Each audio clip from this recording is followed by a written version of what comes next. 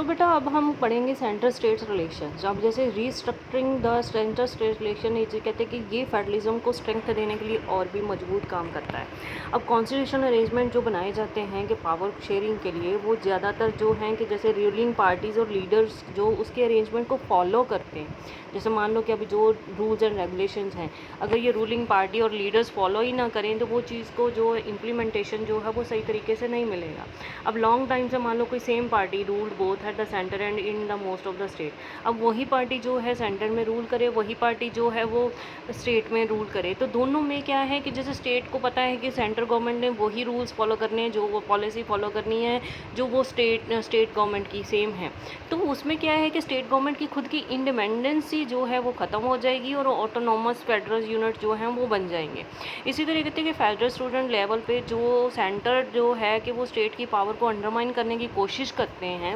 Central government जो है कई बार वो कॉन्स्टिट्यूशन का ऐसी चीज़ों का हो सकता है कि वो मिसयूज़ करे, बट जो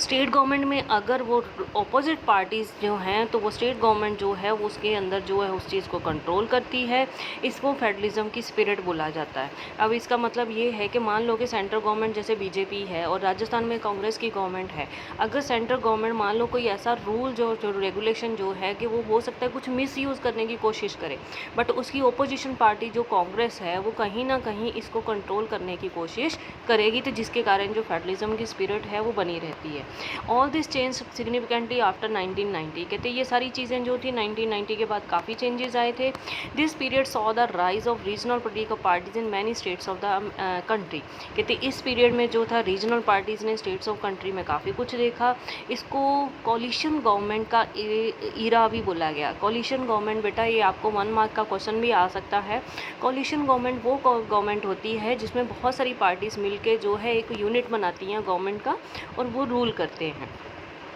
and since no single party got the clear majority in the Lok Sabha, कहते हैं कि पहले काफ़ी सालों से जो था कि 1990 के बाद जो था कोई भी ऐसी एक सिंगल पार्टी नहीं थी जिसको किसी एक सिंगल पार्टी को मेजॉरिटी मिली हो, तो जो मेजर नेशनल पार्टीज़ जो थी उनको अलायंस बनाना पड़ा बहुत सारी रीजनल पार्टी के साथ। तो this led to the new culture of power sharing and respect for the autonomy of state government, कहते कि इससे कि नया कल्चर जो था वो डेवलप हुआ। इसका ट्रेंड जो था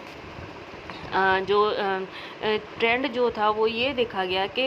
supported by the major judgment of the supreme court that it made difficult for the central government to disburse state government in N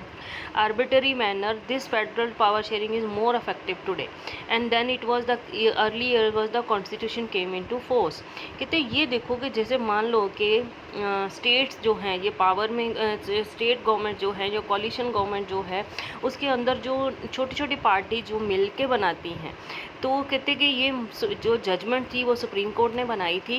central government के कि सेंट्रल गवर्नमेंट का कोई भी रूल जो है वो स्टेट गवर्नमेंट जो है वो इसको डिसमिस नहीं कर सकते। फेडरल गवर्नमेंट जो है वो मोर इफ़ेक्टिव होने लग गई इसके कारण। अब